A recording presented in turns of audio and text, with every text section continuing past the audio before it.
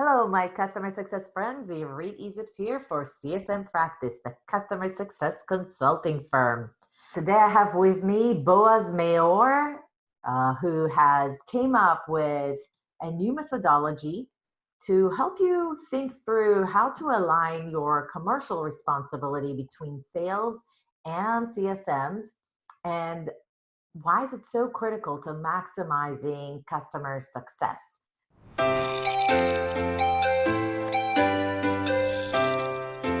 Before we start, I'd like to remind everyone to subscribe to our YouTube channel for all the great videos that we produce on customer success, how to increase retention, expansion selling, and maximize value for you and your clients. Hello, Boaz Maor. Good morning, Irit. How are you? Pretty good, no complaints. You've created so generously this land and expand build out so that folks in the video can actually see what you're referring to. If you think about like the big picture, at any given time, a vendor can sell to a customer lots of different solutions that are normally sold to different users or buyers within an organization. And if you think about it as a framework, if we sell everything we have to everybody at the customer, this is the full spectrum of maximum potential sales, right? Aggregated across all customers, this is the LTV, the long-term value from customers. But at any given time, a particular customer has a contract that's probably a subsegment of that. Only some of the solutions available to only a portion of the users.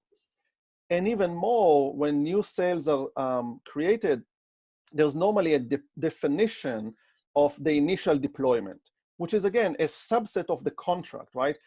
Then you want to expand from that initial deployment to the full spectrum of the contract. And obviously, the vendor also wants to expand beyond that initial contract into a broader and larger contract. This is what's called upsell or cross-sell. The initial deployment you want to do as quickly as possible, right? You want to set up the software, configure it, train the users, get them to start to see value as quickly as possible, right? That's initial deployment. Then comes the portion of driving further adoption. And as it takes time, you get closer and closer to the full spectrum of the contract. And it's quite understandable that at some point you would breach or potentially breach the definition of the initial contract, and comes an opportunity to upsell and cross-sell. A smart customer success organization doesn't bound itself to the original contract. A smart organization think about it always from the side of the customer and says, what does the customer need? How can I maximize the customer value? And if in order to maximize value to the customer, I need to tweak the contract, add capabilities, upsell certain products, etc., the program expansion activity often goes adoption plus some kind of an upsell. Now comes the question, who's doing what? Who's doing what, exactly? Who should own the responsibility for maximizing the value within the current contract? And then who should maximize the potential solution, especially on the transactional and financial side? I would like to suggest that there are two vectors that really influence the decision who should own the commercial activity within existing customers. When it comes to existing customers, I would like to suggest there are two vectors. One, the duration of the sales cycle. The longer the sales cycle, the more time and energy and effort the salesperson has put in order to create the relationships that are so key in order to service the customer. If the sales cycle is weeks or days, there's no point in trying to maintain those relationships. They're so easily created, someone else can take it, and the salesperson can set their sight on the next 100, the next 1,000 customers.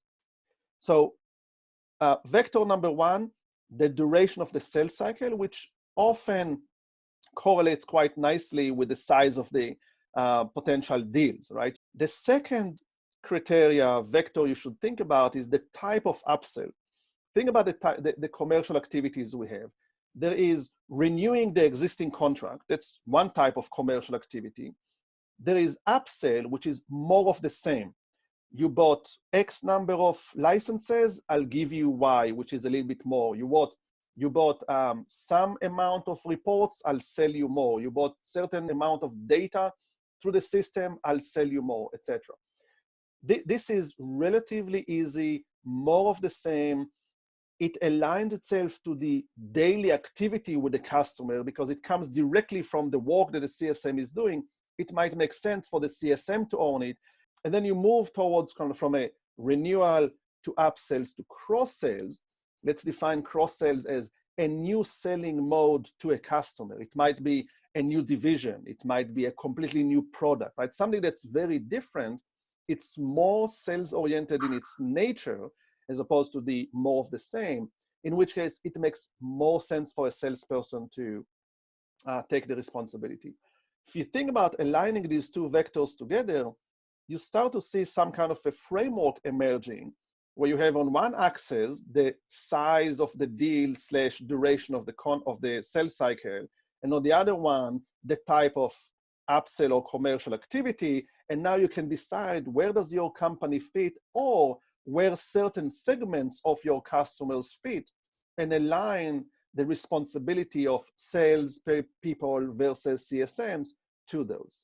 You mentioned that in creating this methodology, you were definitely thinking about your experience working with SMB and mid-sized companies. Do you think this holds also for very large, complex organizations with multiple products, regions, offices in multiple regions, maybe multiple lines of businesses? That's a very good question. I would definitely say that what I have just discussed is more appropriate to the earlier phases when companies are tens or hundreds of people. And in those growth phases, the land and expand motion is critical, right? You can't sell everything upfront.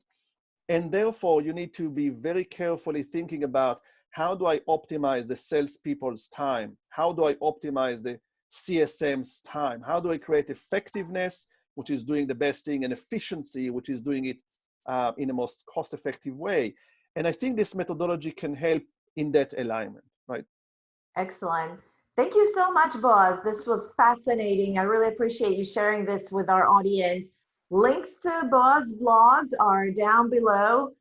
Thank you very much. All right, so I just wanted to remind everyone to check our YouTube video links below, subscribe to our YouTube channel, turn on the notifications so you get all the news about our YouTube videos whenever we publish them. Comment below if you learned something new, give a like to this video, and I'll see you at the next video.